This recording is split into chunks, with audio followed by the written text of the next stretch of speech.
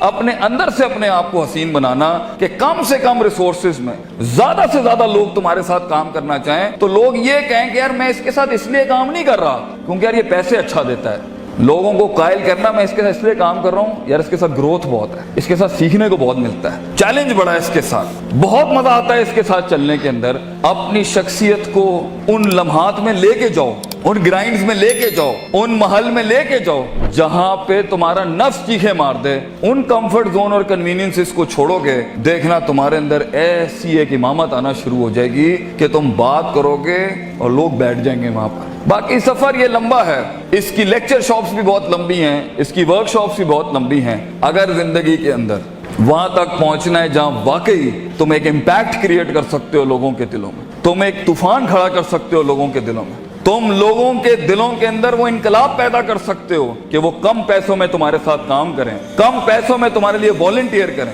چھوٹی سی کمپنی کو پاکستان کے بڑے ریکٹس کے اوپر فائل کرنا اگر تم چاہتے ہو تو سب سے ان اصولوں کے ساتھ زندگی جینا کہ گیا ہوا وقت ہاتھ نہیں آتا. دس از یور ٹائم. فضولیات کے اندر وقت ضائع کرنا ہے, آگے جا کے چھوٹی چھوٹی چیزیں کہاں کام آتی ہیں آپ سوچ نہیں سکتے. کہاں کہاں پر کون سا بیج لگایا ہوا ہے وہ کہاں کہاں پر کیسے جواب دیتا ہے پتہ نہیں ہے. عبداللہ بن مسعود ایک چھوٹا سا بیج تھا آپ صلی اللہ علیہ وسلم کا.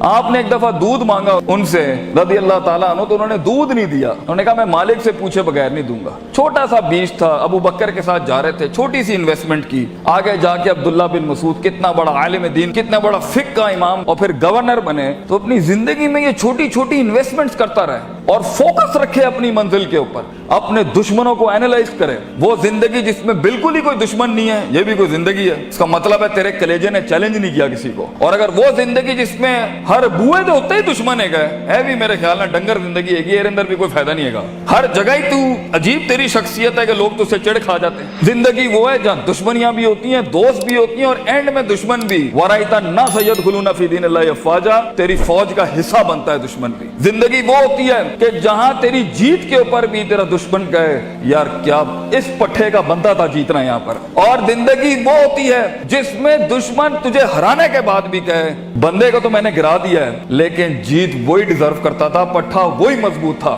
اتنا کہتے ہیں اپنے دشمنوں کو اتنا ہارڈ ٹائم دے کہ ان کی کلیجوں سے چیخ نکل جائے کہ ہم نے واقعی کوئی شیر یا شیر سے ہارے ہیں یا شیر کو ہرایا ہے. دونوں حالت کے اندر شیر کی تعظیم ہوتی ہے, بندے کی تعظیم نہیں ہوتی.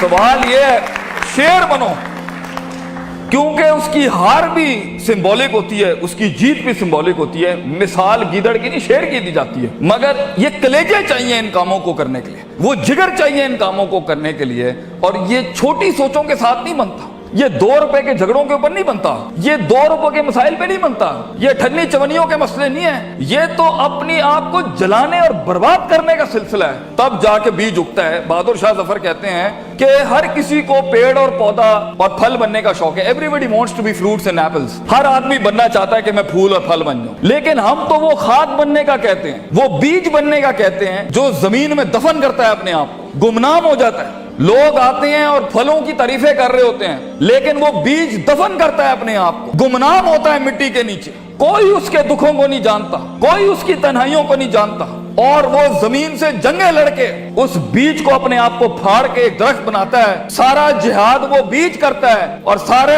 فائدے قوم کے پھل پودے اٹھاتے ہیں, تعریفیں سیب اور پھل اور پھول لے جاتے ہیں. بیج کو لوگ بھول جاتے ہیں لیکن اصل بنیاد بیج ہوتی ہے. بیج بننا اس امت کا بیٹا, اس قوم کے اپنی ویژن کا, اپنی کمپنی کا, اپنے خاندانوں کا بیج بننا کہ تمہاری بنیادوں کے اوپر نسلیں جمع ہوں, نسلیں کھڑی ہوں, پھل پھول لگیں تمہیں. اور انہی درختوں کو پھل لگتا ہے جن میں عاجزی ہوتی ہے, جو جھکے ہوئے ہوتے ہیں, جو ہمبل ہوتے ہیں, جو اپنی نفس سے آزاد ہو کے قوم کے جمیع تر بینیفٹ کے اوپر اپنے تکبر کی قربانی دیتا ہے, اپنی میں کی قربانی دیتا ہے, اپنی مزاج کی قربانی دیتا ہے, اپنے وقت کی قربانی دیتا ہے, بغیر مفادات کے کھڑا ہوتا ہے, بیماریوں میں لڑتا ہے اپنے خوابوں کے لیے. ایسے لوگ جا کے پھر جا کے کہیں پرسنٹ کا چینج آتا ہے. اور یہ کرتے رہنا ہوتا ہے, کرتے رہنا ہوتا ہے اس حد تک کہ آپ کو پتہ بھی نہیں ہوتا کہ آپ کا نام کن کن محفلوں میں اور کن ستاروں اور افلاک کے اوپر چلا جاتا ہے. تو یہ شہرت کے لیے, لوگوں کو جھکانے گرانے کے لیے, کسی کو ذلیل کرنے کے لیے, کسی کو تھلے لگانے کے لیے انسان خواب نہیں دیکھتا.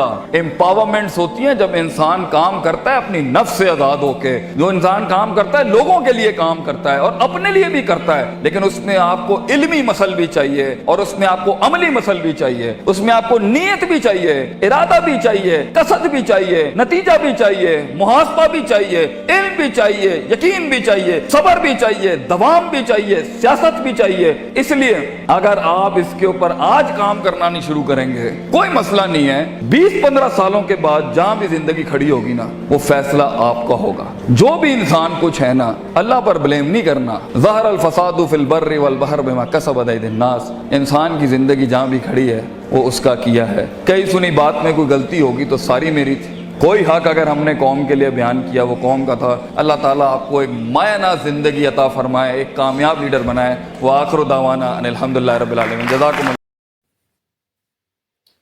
جی ناظرین, یہ زندگی جو ہم لوگ گزار رہے ہیں یہ بالکل اللہ رب العزت کی عطا کردہ نعمت ہے. اگر ہم سب لوگ اس زندگی کو اللہ کا حکم مان کر گزاریں گے تو یہ زندگی ہمارے کے ساتھ گزارنی چاہیے.